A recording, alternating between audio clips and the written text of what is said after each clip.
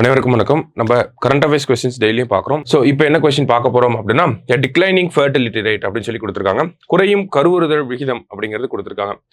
So இந்தியாவோட பாப்புலேஷனை பொறுத்த வரைக்கும் பார்த்தோம்னா, வேர்ல்டுலே மோஸ்ட் பாப்புலஸ் கண்ட்ரினா நம்ம தான். ஓகேங்களா? ஆனால் நம்மளோட ஃபெர்டிலிட்டி ரேட்டை எடுத்து பார்த்தோம்னா, நம்மளோட பாப்புலேஷன் வந்து கொஞ்சம் கொஞ்சமாக டிக்ளைன் ஆகிட்டே வருது அப்படிங்கிறத நம்மளால புரிஞ்சுக்க முடியும். இது இந்தியாவுக்கு மட்டும்தான் இந்த ஒரு நிலை அப்படின்னு பார்த்தோம்னா கிடையாது. முக்காவாசியான ஏஷியன் கண்ட்ரீஸ்ல பார்த்தோம்னா இந்த பாப்புலேஷன் டிக்ளைன் அப்படிங்கிறத நம்மளால நோட் பண்ண முடியும். சைனா, ஜப்பான், சவுத் கொரியா இந்த மாதிரி முக்கியமான நாடுகளில் கூட நமக்கு பாப்புலேஷன் மக்கள் தொகை அப்படிங்கிறது கம்மியாயிட்டே வருது. மக்கள் தொகையும் தாண்டி அவங்களுடைய இந்த கருவுறுதல் விகிதம் அப்படிங்கிறது கம்மியாயிட்டே வருது. சரிங்களா? ஸோ ஒரு கருவுறுதல் விகிதம்னா என்ன? வாட் இஸ் த டெஃபினிஷன் அப்படின்றத கேட்டிருக்காங்க. Average number of children a women has in her lifetime. ஒரு விமனோட ரீப்ரொடக்டிவ் ஏஜ்ல உங்க எவ்வளோ குழந்தைய பெற்றுக்கிறாங்க அப்படிங்கிறது தான் இந்த டோட்டல் ஃபெர்டிலிட்டி ரேட் அப்படிங்கிறது. சரிங்களா? ஃபெர்டிலிட்டி ரேட்னாலே அதுதான். ஓகேங்களா? ஸோ ஃபெர்டிலிட்டி ரேட் அப்படிங்கிறத நம்ம எப்படி புரிஞ்சுக்கலாம் அப்படின்னா 2.1 அப்படிங்கிற ரேட்ல இருக்கு. ஓகேங்களா? இப்போ இந்தியாவோட ஃபெர்டிலிட்டி ரேட். ஸோ இந்த ஃபெர்டிலிட்டி ரேட் அப்படிங்கிறது ஒரு பெண்ணுக்கு வந்து 2 குழந்தைகள் அப்ராக்சிமேட்டா பிறக்கிறாங்க அப்படிங்கிறது தான் இந்த கணக்கு. சரியா? ஸோ இந்த ஃபெர்டிலிட்டி ரேட்டை பொறுத்த வரைக்கும் பார்த்தோம்னா 2.1 அப்படிங்கிறது ரீப்ளேஸ்மெண்ட் லெவல் ஆஃப் ஃபெர்டிலிட்டி அப்படின்னு சொல்லுவாங்க. அதாவது அந்த population it replaces itself. Old ஜென்ரேஷனும் நியூ ஜென்ரேஷனும் ஈக்குவலாகவே இருப்பாங்க. ஒரு பேலன்ஸ்டு ஸ்டேட்லேயே இருக்கும். இதே 2.1க்கு மேலே இருந்துச்சு அப்படின்னா ஒரு 3-4 டோட்டல் ஃபெர்டிலிட்டி ரேட் இருந்துச்சு அப்படின்னா அங்கே அதிக நம்பர் ஆஃப் பாப்புலேஷனும் இருக்கும். அதே மாதிரி யங்ஸ்டர்ஸ் அதிகமாக இருப்பாங்க. இதே 2.1க்கு கீழே ஃபெர்டிலிட்டி ரேட் போகுது அப்படிங்கிறப்ப என்ன ஆகும்னா ஓல்டர் பீப்புளோட பாப்புலேஷன் அதிகமாயிட்டே வரும். உதாரணத்துக்கு பார்த்தோம்னா தமிழ்நாடு, கேரளா, வெஸ்ட் பெங்கால் இந்த மாதிரியான மாநிலங்கள்ல எல்லாம் நமக்கு டோட்டல் ஃபெர்டிலிட்டி ரேட் அப்படிங்கிறது 2.1ல இருந்து கீழே வர ஆரம்பிச்சிருச்சு. இப்போ தமிழ்நாட்டுக்கு பார்த்தோம்னா 1.5 1.6 அப்படிங்கிற ரேஞ்சில் தான் இருக்குது. கேரளாவுக்கு 1.4 அப்படிங்கிற ரேஞ்சில் இருக்குது. இப்போ இங்கெல்லாம் பார்த்தோம்னா நமக்கு ஓல்டேஜ் பீப்புளோட பாப்புலேஷன் அதிகமாயிட்டே வருது, யங்ஸ்டர்ஸோட பாப்புலேஷன் கம்மியாயிட்டே வருது அப்படிங்கிறத நம்ம புரிஞ்சுக்கணும். சரிங்களா? ஸோ இதுதான் டோட்டல் ஃபெர்டிலிட்டி ரேட் அப்படிங்கிறத பற்றி பேசிக்கான பாயிண்ட்ஸ். இப்போ டோட்டல் ஃபெர்டிலிட்டி ரேட் ஏன் குறையுது, ஃபேக்டர்ஸ் இன்ஃப்ளூயன்சிங் இட் அப்படின்னு பார்த்தோம்னா நமக்கு முக்கியமாக நிறைய ஃபேக்டர்ஸ் வந்து கொடுத்துருக்காங்க. சரிங்களா? ஸோ பொதுவாக டேட்டா பாயிண்ட்டையும் சேர்த்து பார்ப்போம். Fertility rate among rural women in India 2.1 இருக்குது. அர்பன் ஏரியாஸில் பார்த்தோம்னா அது 1.6 இருக்குது. ஓகேங்களா? ஸோ எஜுகேஷன் அப்படிங்கிறது ஒரு முக்கியமான ரோலை ப்ளே பண்ணுது இந்த ஃபெர்டிலிட்டி ரேட் அதை டிட்டர்மைன் பண்ணுறதுல. சரிங்களா? Women who had a schooling had a fertility rate of 2.8 and women with more than a school education had a fertility rate of 1.8. என்ன சொல்ல வராங்கன்னு புரியுதா?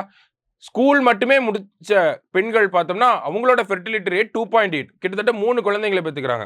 ஆனால் காலேஜ் வரைக்கும் முடிச்ச பெண்களை பார்த்தோம்னா 1.8 தான் அவங்களோட ஃபெர்டிலிட்டி ரேட். அப்போ 2 குழந்தைங்க தான் பெற்றுக்கிறாங்க அப்படிங்கிறது. ஓகேங்களா? அடுத்தது fertility rates among poor women are higher than those of higher economic status அப்படின்னு சொல்லியிருக்காங்க. ஓகேங்களா? அதாவது ஒரு புவரஸ்ட் ஃபேமிலியில் இருக்கக்கூடிய பெண்ணோட டோட்டல் ஃபெர்டிலிட்டி ரேட் பார்த்தோம்னா 2.6ல இருக்கு. அடுத்ததா மிடில் கிளாஸ் பெண்ணோட டோட்டல் ஃபெர்டிலிட்டி ரேட் பார்த்தோம்னா 1.9ல இருக்கு. இதே அப்பர் கிளாஸோட டோட்டல் ஃபெர்டிலிட்டி ரேட் பார்த்தோம்னா 1.6ல இருக்கு. இப்போ இந்த ஒரு டிஃபரன்சியேஷன் புரியுதா? எஜுகேஷன் அதிகமாக இருந்துச்சுன்னா டோட்டல் ஃபெர்டிலிட்டி ரேட் கம்மியாகுது.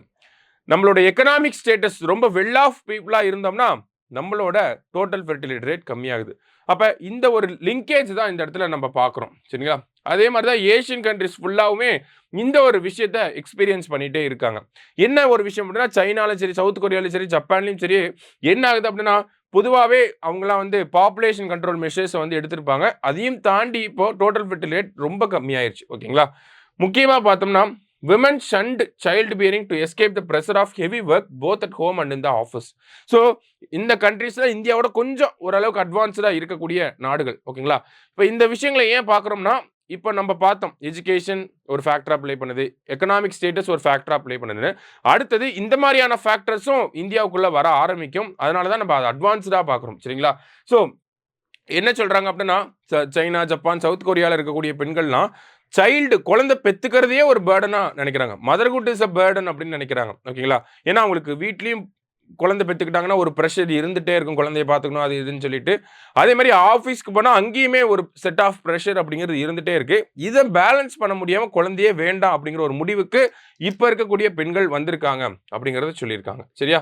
அதே மாதிரி பார்த்தோம்னா இது இந்த சவுத் கொரியா போன்ற நாடுகள் எல்லாம் நோ சைல்டு அப்படிங்கிறது நோ மேரேஜ் அப்படிங்கிற ஒரு கான்டெக்ட்டுக்கு வந்துருச்சு. நோ மேரேஜ் மூவ்மெண்ட் அப்படிங்கிறதுலாம் அந்த இடத்துல அந்த ஊர்ல நடந்திருக்கு அப்படிங்கிறத சொல்லியிருக்காங்க.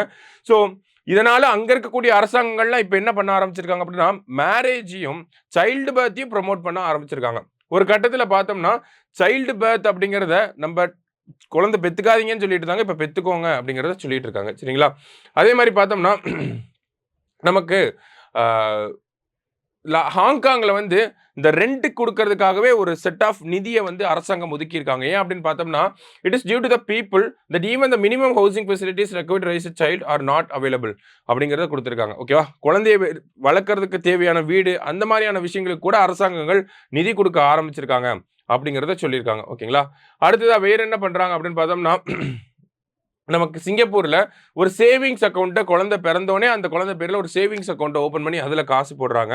அதே மாதிரி சைனா ஜப்பான்ல பார்த்தோம் அப்படின்னா ஒரு ஸ்டைபெண்ட் குடுக்குறாங்க. அந்த குழந்தை ஹையர் எஜுகேஷன் படிக்கிறப்ப அந்த அமௌண்ட் எடுத்து யூஸ் பண்ணிக்கிற மாதிரி இந்த மாதிரியான திட்டங்கள் இந்தியாவுல இருக்க தான் செய்யுது. ஓகேங்களா? ஸோ தமிழ்நாட பொறுத்தவரைக்கும் பார்த்தோம்னா, இப்ப தமிழ்நாடோட டோட்டல் ஃபெர்டிலிட்டி ரேட் அப்படிங்கிறது 93ல 2.5 இருந்துச்சு. National family health survey 2000 national family health survey 5th survey படி பார்க்குறப்ப தமிழ்நாடோட ஃபெர்டிலிட்டி ரேட் 1.8ல இருந்துச்சு. இப்போ பார்த்தோம்னா 1.6 இருக்கு அர்பன் ஏரியாஸ்ல. இப்போ கரண்ட் டேட்டா 1.9 இருக்கு ரூரல் ஏரியாஸ்ல. சரிங்களா? ஸோ இந்த ஒரு டேட்டாவை வந்து தமிழ்நாடு ரிலேட்டடா நம்ம பார்த்து வச்சுக்கிட்டா போதும். சரிங்களா? ஸோ அப்ப எதனால டிக்ளைன் அந்த கருவுறுதல் விகிதம் அப்படிங்கிறது எதனால டிக்ளைன் ஆகுது? அதுக்கான காரணங்கள் என்ன அப்படிங்கிறத பார்த்துருக்கோம். இதே மாதிரி இன்னொரு கொஸ்டின்ல மீட் பண்ணலாம். Thank you.